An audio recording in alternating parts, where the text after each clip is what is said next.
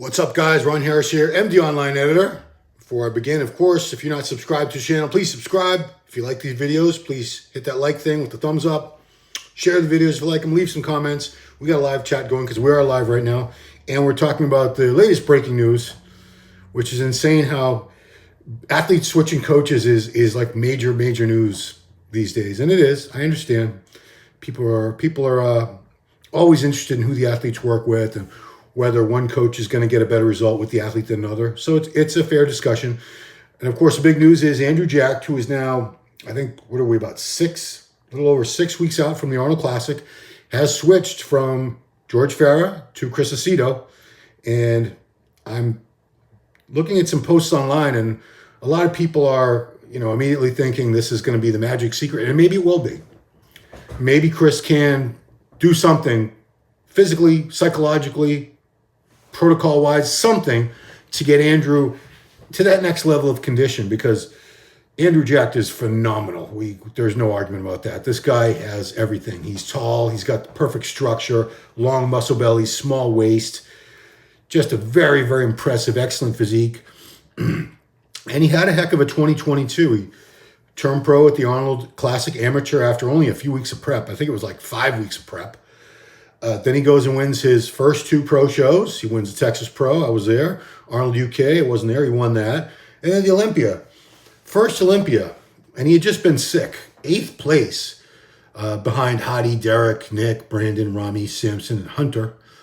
So Andrew had a great 2022. He beat Bonac. He beat Raphael at the Olympia.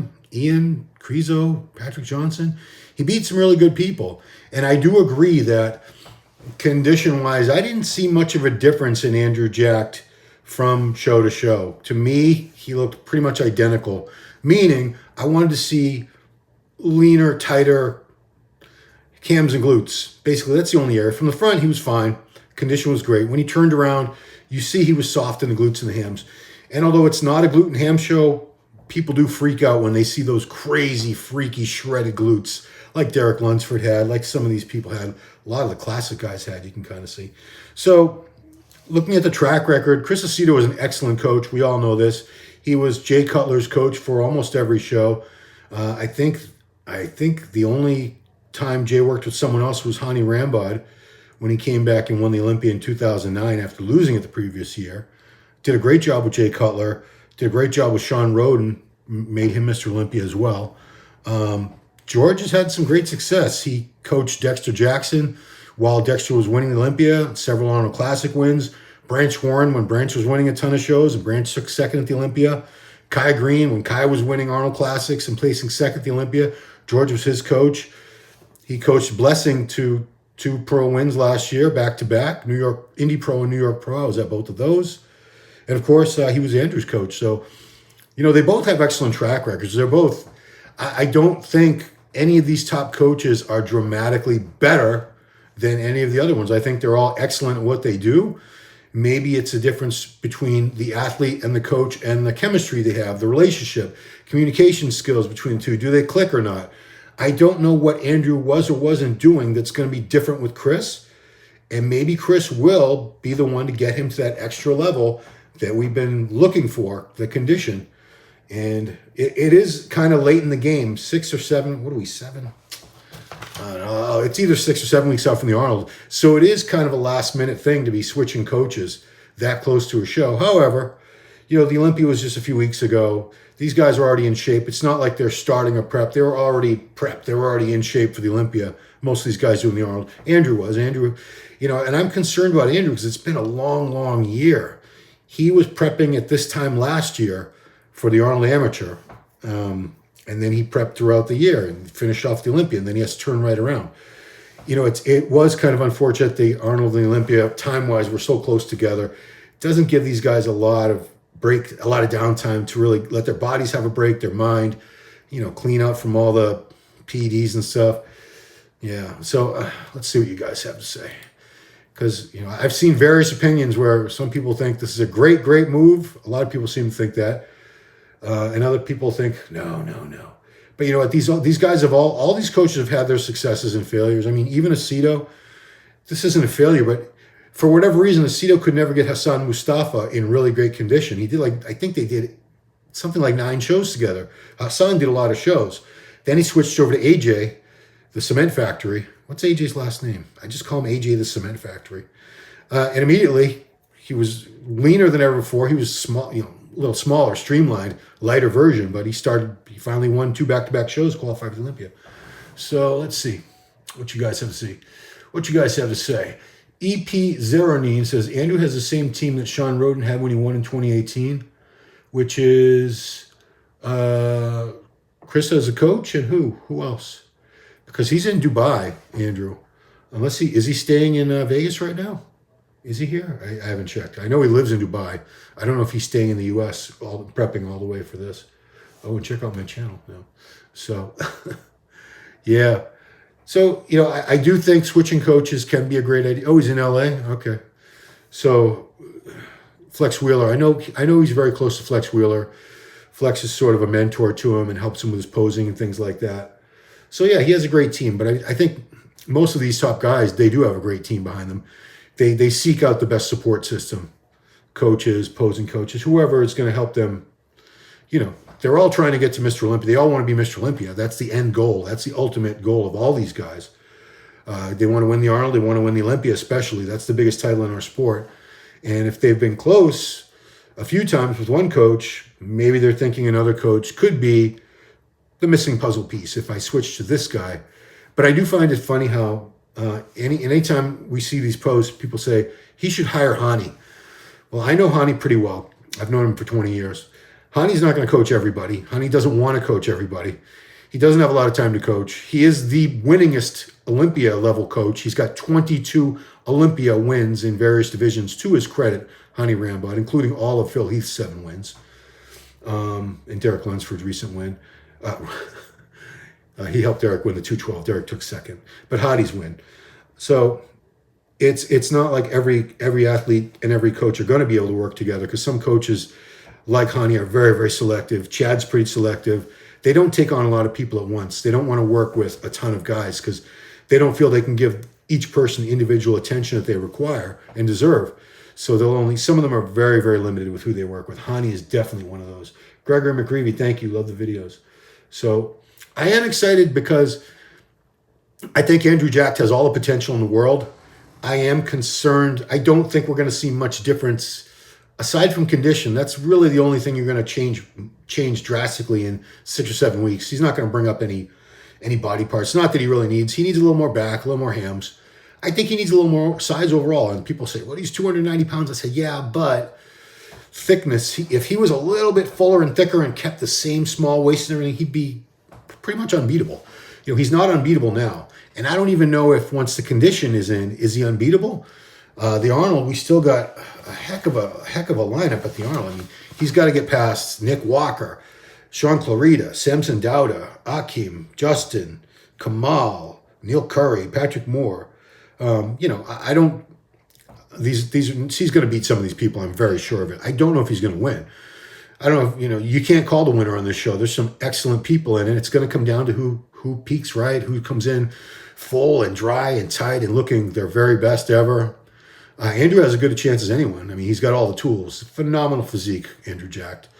But again, missing puzzle piece has really just been that condition from the back, especially the glutes and hams.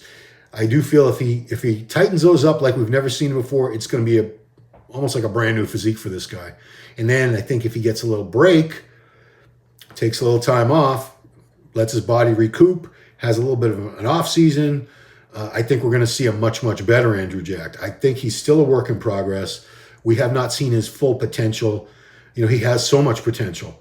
And when I say that, some people say I'm a hater. No. I think he's destined for greatness. He's not there yet. He still has improvements to make.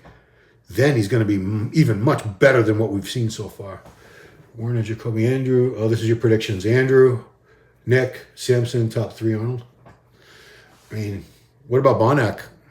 Bonac was 9th place at the Olympia. That was a slide down for him. But don't forget, Bonac has won the Arnold Classic twice. He's been runner-up at the Mr. Olympia. He demolished the Boston Pro lineup last year.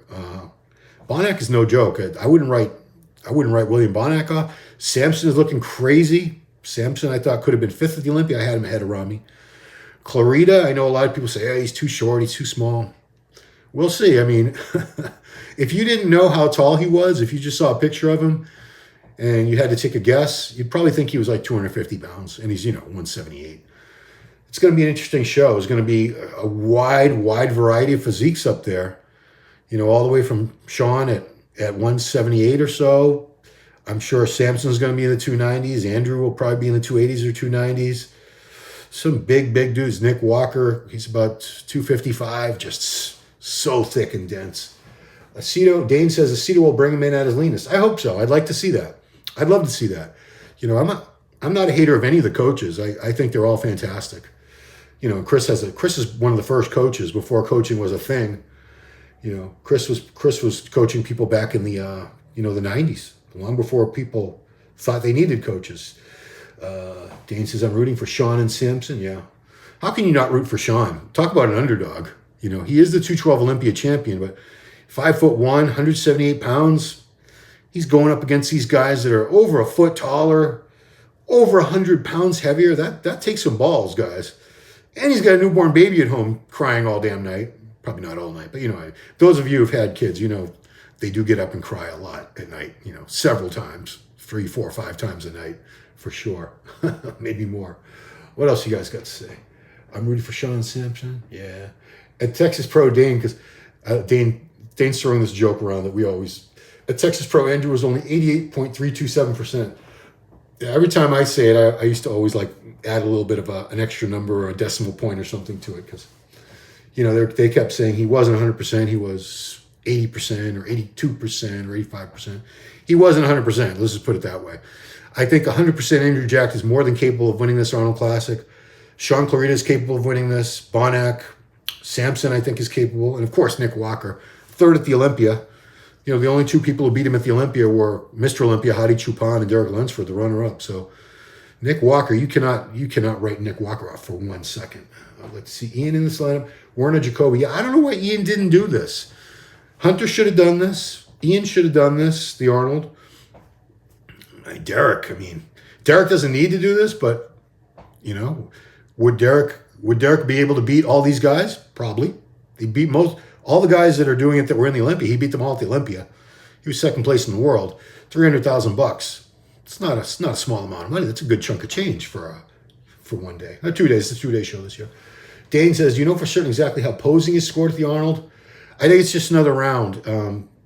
So it's the same system. It's just one more round, where a perfect score would be a 5 because there's 7 judges and they drop the high and the low. So, Milos and Bob Ciccarello had this huge debate about it. So the posing round isn't really supposed to judge how good of a poser necessarily you are. Like, you put on some awesome routine with dancing and stuff. It's how well you display your physique. And you can do it more of a traditional way, or you could throw in some dance moves. But the dance moves are kind of tricky because you still need to pose. So I think a posing round, if you just dance around, you never hit any poses. If I'm a judge, I would put you dead last, because I never saw your body. I just saw you popping and locking and doing dance moves, but I never saw one pose. I would give that guy a very bad score in the posing round. Yeah, Dane, I don't know for sure. I should find out. Yeah, I'd have to ask a judge. Quick Pump, excited to see Akim bring. It's been a while, yeah. Yeah, we're not talking about Akim very much, and I feel bad about that. It's just that his track record at the last couple shows, and you're only as good as your last show in this sport. People have short memories. He could pull it out and look phenomenal at this. I am concerned about his back. He had a car accident last year, and his back wasn't his strong point to begin with. And at the Olympia, it looked like there was a little loss of muscle and definitely some loss in the condition in the back. From the front and from the side, Akim Williams is crazy good. He's awesome.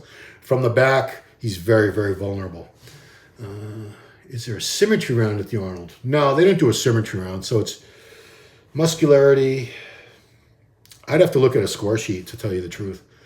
Yeah, so you can actually see a lot of score sheets. If you're interested in really studying score sheets, go to ifbbpro.com. And in the tabs at the top, there's one that says results. And it's score sheets. It'll give you score sheets with, the first page is the most recent pro shows. And you can keep going back. And you can really see the breakdown of how each guy scored in each round, and the point totals per round in the finals, and how all that works. Dan, do you know how Patrick Moore's Achilles healed? It must have healed pretty well if he's competing. I don't think he would get on stage so soon if it wasn't completely healed. And if it was a full tear of the Achilles, which I believe it was, that was a hell of a fast recovery. I know somebody, an in-law of mine, that tore his Achilles. He was out of action. He wasn't a bodybuilder, but he was in a boot and he was on crutches for, I think it was about 3 months. And then he was babying it for a while. And this is not a bodybuilder or anything, but it was a long recovery because it's a very thick, powerful tendon, that Achilles tendon. You can feel it yourself. Feel how thick that, flex your calf and feel that tendon. It's like a steel cable back there. I would not want to tear that. Message Hill for real.